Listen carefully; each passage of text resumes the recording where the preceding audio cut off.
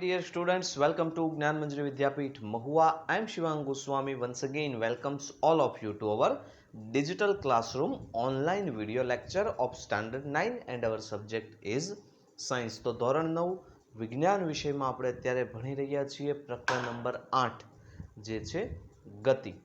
ગતિના જુદા જુદા કોન્સેપ્ટ આપણે ભણ્યા. ગતિ કોને કહેવાય, ગતિના કેટલા પ્રકાર આવે, કેવી કેવી ગતિઓ હોઈ શકે, એ ગતિમાં અમુક વસ્તુ આપણને ખ્યાલ હોય કે ભાઈ આપણને અંતર ખ્યાલ છે, સમય ખ્યાલ છે, તો એનો વેગ કેટલો, સ્થાનાંતર એટલે કે ઝડપ કેટલી, વેગ અને ઝડપ વચ્ચે શું ફેરફાર છે, આવા બધા જુદા જુદા કોન્સેપ્ટ આપણે ગતિના હાલમાં ભણી રહ્યા છીએ અને ખૂબ જ સરસ મજાનું પ્રકરણ છે. હવે લાસ્ટ થોડાક સમયથી આપણે અચળ પ્રવેગી ગતિના સમીકરણો ભણીએ છીએ. અચળ પ્રવેગી ગતિ એટલે શું કે જે ગતિ દરમિયાન પ્રવેગ અચળ રહેતો હોય એ તમામને શું કહેવાય, અચળ પ્રવેગી ગતિ કહેવાય. ફોર એક્ઝામ્પલ, તમે તમારા હાથમાંથી પેન મૂકી દો તો એ નીચે પડશે ત્યારે એ અચળ પ્રવેગી ગતિ હશે. કેમ કે એને લાગે છે ગુરુત્વ પ્રવેગ જી, જેનું મૂલ્ય હોય છે 9.8 મીટર પર સેકન્ડ સ્ક્વેર. પ્રવેગનો એકમ જે છે વેગના છેદમાં સમય હોવાથી મીટર પર સેકન્ડ સ્ક્વેર, કારણ કે વેગમાં આવે મીટર પર સેકન્ડ અને 1 સેકન્ડ નીચે છે જ.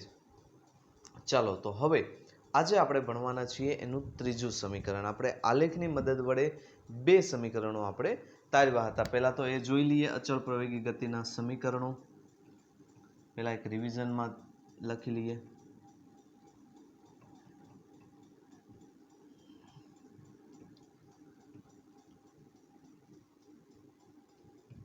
તો આમ તો તમને યાદ જ હશે, તેમ છતાં પણ તમારે સાથે સાથે જોતા જવાનું છે. v is equals to u plus at. આ સમીકરણ આપણે ગ્રાફ વડે મેળવ્યું હતું. s is equals to ut plus 1/2 at square. આ સમીકરણ પણ આપણે ગ્રાફની મદદ વડે મેળવ્યું હતું. હવે ત્રીજું સમીકરણ એ છે 2as is equals to v square minus u square. આજે આપણે આ સમીકરણ મેળવવાનું છે. 2as is equals to v square minus u square. તો ચાલો પહેલા પ્રશ્ન લખી લઈએ અને પછી એના જવાબ તરફ આગળ વધીએ. ચાલો તો પ્રશ્ન એવો બનશે કે અચળ પ્રવેગી ગતિ માટે આલેખ પરથી અચળ પ્રવેગી ગતિ માટે આલેખ પરથી સ્થાન ગતિનું સમીકરણ મેળવવું.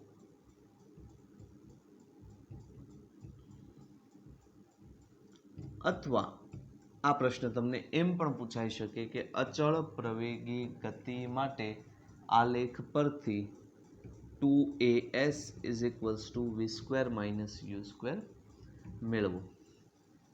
તો હકીકતમાં આ સમીકરણ આપણે આલેખ પરથી નથી મેળવવાનું. આલેખ દોરવાનો છે, સમજાવવાનો છે, બધી જ વાત છે, પણ સમીકરણ આલેખ પરથી જે બે સમીકરણ મળ્યા આપણને એને ઉકેલીને આપણે ત્રીજું સમીકરણ મેળવવાનું છે. બુકની અંદર અલગ મેથડ છે, પરંતુ આ મેથડથી તમને વધારે આઈડિયા આવશે અને ટોપિક સંપૂર્ણ ક્લિયર થશે. તો સૌથી પહેલા આપણે આલેખ દોરીશું, બરોબર છે. સૌથી પહેલું આપણું કામ શું છે? સૌથી પહેલા આલેખ દોરવાનો. કયો આલેખ દોરશું આપણે? તો આપણે દોરશું વેગ વિરુદ્ધ સમયનો આલેખ. તો અહીંયા આપણે y એક્સિસ ઉપર વેગ દર્શાવીશું, x એક્સિસ ઉપર સમય. તો for example t is equals two 0 એટલે કે એટ ઓરિજિન, ઉદ્ગમ બિંદુ પર t બરાબર 0 સમયે પ્રારંભિક વેગ આપણે એને u તરીકે દર્શાવીએ છીએ. જો u હોય એટલે અહીંયા u મળશે આપણને. આ પોઈન્ટને કોઈ નામ આપી દઈએ, a નામ આપી દઈએ. તો આ આપણું થયું u. એના પછી વેગ વધી અને ફોર એક્ઝામ્પલ પહોંચી જાય છે t સમયે, એટલે કે સમય વધ્યો તો વેગ પણ વધ્યો અચળ પ્રવેગી ગતિ છે એટલે ગ્રાફ આપણને મળશે સુરેખા. આ સુરેખાનો ઢાળ આપણને પ્રવેગ આપશે અને આ આલેખનું ક્ષેત્રફળ આપણને સ્થાન આપશે. બરોબર છે? ચાલો, તો અહીંયા સુધી પહોંચી ગયા. આ પોઈન્ટને નામ આપી દઈએ બી. અહીંયા આપણને મળી જશે આપણું વી. અહીંયા ટી સમય. બરોબર છે? આને નામ આપી દઈએ છીએ આ પોઈન્ટને સી. એક અહીંયા પણ પોઈન્ટ બન્યો, આને કહી દો ડી. બસ આટલું જ છે. બરોબર છે? આલેખ પરથી સીધી વસ્તુ સ્પષ્ટ છે. એટલે આપણે અહીંયા લખી નાખવાનું. આલેખ વિશે થોડીક માહિતી આપી દેવાની. જો હજી વિદ્યાર્થીઓ આ માહિતી પ્રોપર આપતા નથી, હું તમને એક રિક્વેસ્ટ કરીશ, વ્યવસ્થિત જો તમારે પૂરા માર્ક જોતા હોય તો આકૃતિ દોર્યા પછી આકૃતિને સમજાવો. આકૃતિ સમજાવવી પણ આકૃતિ દોરવા જેટલી જ મહત્વપૂર્ણ વસ્તુ છે. આ વસ્તુને ક્યારેય ભૂલતા નહીં. ચાલો, તો હવે એટલે તમારે લખવાનું કે આકૃતિમાં કોઈ એક કણની ગતિ દર્શાવેલી છે જેનો પ્રારંભિક વેગ u છે. ટી બરાબર ટી સમયે તેનો અચળ પ્રવેગથી ગતિ કરી તેનો વેગ થઈ જાય છે v. અચળ પ્રવેગી ગતિ હોવાથી વેગ વિરુદ્ધ સમયનો આલેખ સુરેખ મળે છે. આટલું તમે 3-4 લાઈન આકૃતિ વિશે, આલેખ વિશે લખવાની. ચાલો, હવે આલેખ પરથી સ્પષ્ટ છે કે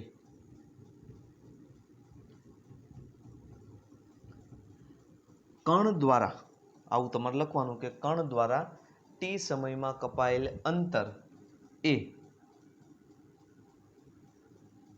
ટી સમયમાં કપાયેલ અંતર એ છાयांकित કરેલ ભાગ, આપણે જે લાઈનથી ડ્રો કર્યું છે, છાयांकित કરેલ ભાગ ના ક્ષેત્રફળ જેટલું હશે.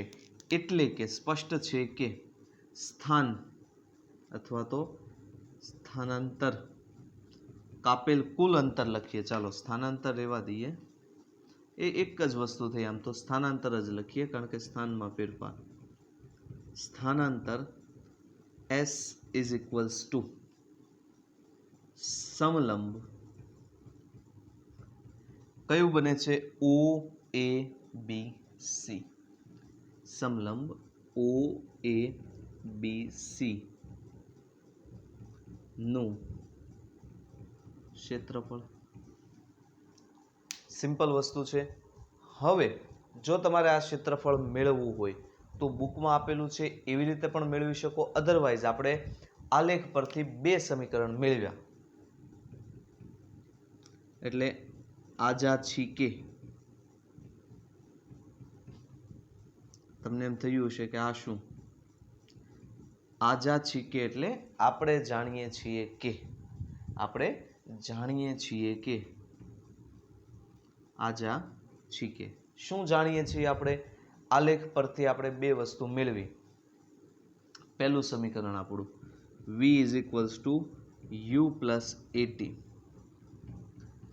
અને બીજું સમીકરણ આપણે શું મેળવ્યું? s is equals to ut plus 1/2 at square. આ 2 વસ્તુથી આપણે પરિચિત છીએ. હવે કરવાનું શું છે આમાં? સમીકરણ 1 માંથી t ને કરતા બનાવો. એટલે સમીકરણ 1 માં t ને કરતા બનાવતા કઈ રીતે બનાવશું? પેલા આ u છે એને જવા દો સામે, એટલે એ થઈ જાય v માઇનસ u. અહીંયા શું વધ્યું? એટી. આ તો તમે જાણો છો કે પ્લસ હશે, ઇક્વલ્સ ટુ ની ડાબી બાજુએ આવે એટલે થઈ જાય માઇનસ. હજી આપણે જોઈએ છે ટી, તો એ ગુણાકારમાં છે, ઇક્વલ્સ ટુ ની સામેની બાજુએ આવે એટલે ભાગાકારમાં. તો ટી બરાબર આપણને મળશે v minus u divide by a. આ મળી ગઈ ટી ની કિંમત. ટી ની કિંમત મૂકી દેવાની છે આ સમીકરણમાં. As simple as that. તો ટી ની કિંમત સમીકરણ 2 માં મૂકતા ઘણી બધી રીતે આ સોલ્વ થશે. જોતા જઈએ આપણે. સૌથી પહેલાં એસ ઇઝ ઇક્વલ્સ ટુ અહીંયા છે યુટી, એટલે યુને એમનેમ રાખો t, v minus u divide by a. હવે અહીંયા જુઓ, અહીંયા આના બે ભાગ પાડી દો આવી રીતે, 1/2 at into t.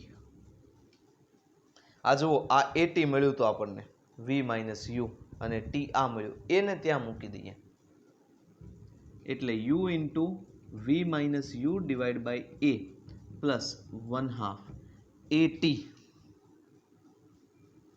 V minus you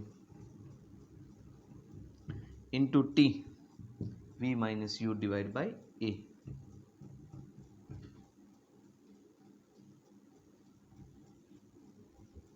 okay, બહુ સરળ વસ્તુ છે. આપણે શું કર્યું, ખાલી કિંમત મૂકી આ બધી. હવે જુઓ, અહીંયા કંઈક કોમન નીકળતું હશે, એને પહેલાં કોમન કાઢી લ્યો.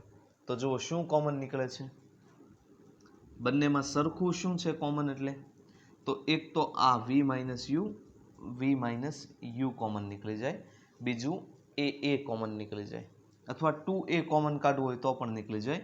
અત્યારે એ કાઢીએ, એટલે આપણે શું કર્યું, એક વી માઇનસ યુ ભાગ્યા એ સામાન્ય લીધા. મારા ખ્યાલ આનાથી તો તમે ગણિતમાં પરિચિત છો જ. વધ્યું શું હવે, તો અહીંયા તો આમાંથી આ તો લઈ લીધું એટલું, તો વધ્યું ખાલી યુ, પ્લસ અહીંયા શું વધ્યું, 1/2. એક વી માઇનસ યુ આપણે લઈ લીધું છે, તો વધશે ખાલી વી માઇનસ યુ. બરોબર છે. હવે શું કરશું આપણે, આ v minus u upon a into u એમને 1/2 કાઉન્સમાં ગુણાશે, એટલે પહેલા વી સાથે ગુણાય ને પછી યુ સાથે ગુણાય, એટલે યુ પ્લસ 1/2 ગુણ્યા વી માઇનસ યુ, એટલે પહેલા વી સાથે ગુણાય minus 1/2 u, v minus u divide by a into, અહીંયા જુઓ તમે હવે 1/2 વી, તો એમને યુ માઇનસ 1/2 યુ, એટલે એકમાંથી અડધો કાઢીએ તો કેટલા વધશે, અડધો વધશે. એટલે અહીંયા 1/2 v minus 1/2 u, 1/2 v minus 1/2 u. હવે બાકીની ગણતરી આપણે અહીંયા કરીએ, આલેખની હવે કાંઈ આપણે જરૂર નથી.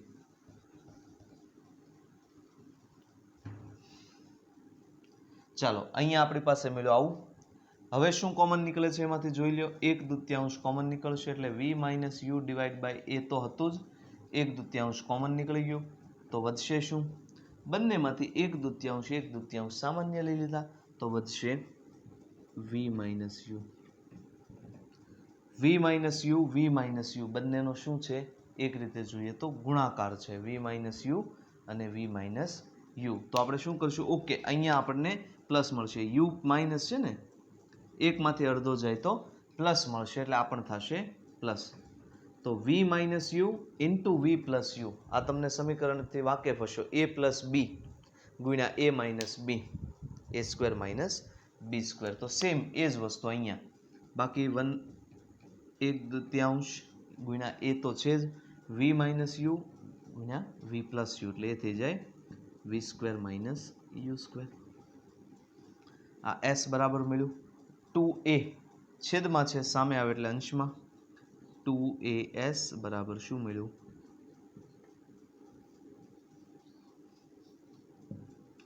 આ છે આપણું અચળ પ્રવેગી ગતિ માટેનું ત્રીજું સમીકરણ.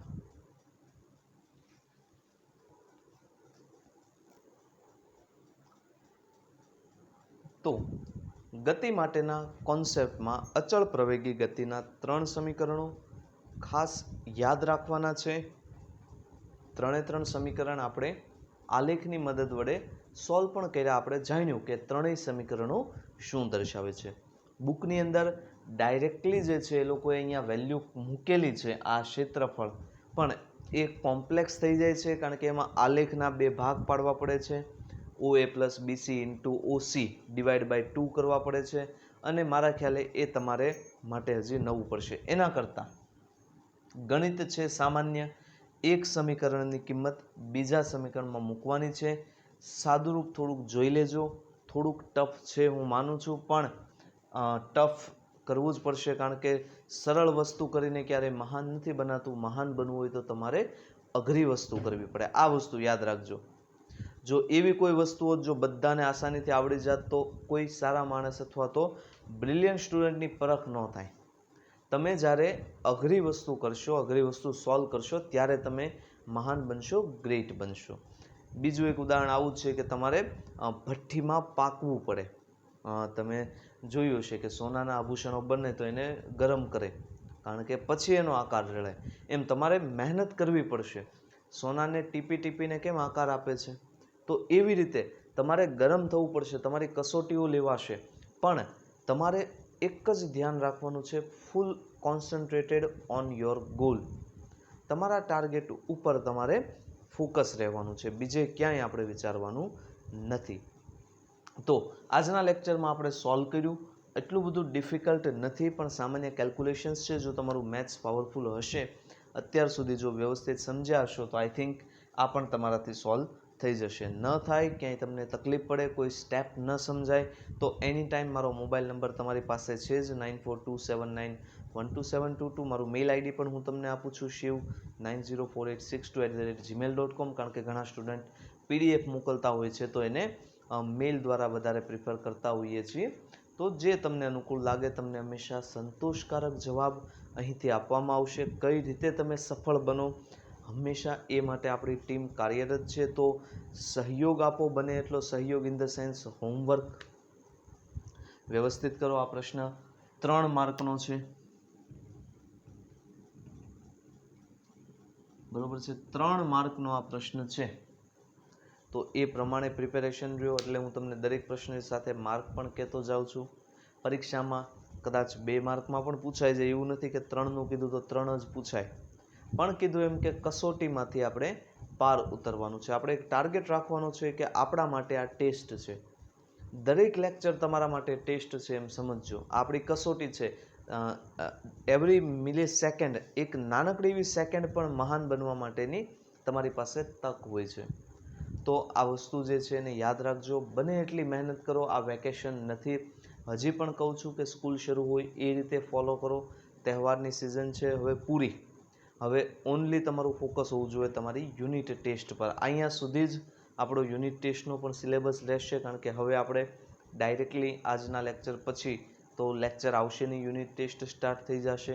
એટલે અહીંયા સુધી આપણે રહેશે. આના દાખલાઓ નહીં પૂછાય, આના એટલે આ સમીકરણોના. બાકી અત્યાર સુધી જે આપણે દાખલા કરાવ્યા છે એ તો પાછા પૂછાશે જ. એટલે કાલે પણ આપણું જે આ લાઈવ સેશન જે થશે, એટલે આજે હું રેકોર્ડ કરું છું, કાલે લાઈવ સેશન થશે ગુરુવારે, તો એમાં પણ આપણે આ બાબતને ડિસ્કસ કરશું કે યુનિટ ટેસ્ટમાં કેવી રીતે સારા માર્ક લાવવા. તો આઈ હોપ કે તમને આ માધ્યમ જે છે, ફ્યુચરનું જે ટેકનોલોજી છે, અત્યારે આપણે એમ્પ્લાય કરીએ છીએ કારણ કે આપણી પાસે કોઈ ચાન્સ નથી.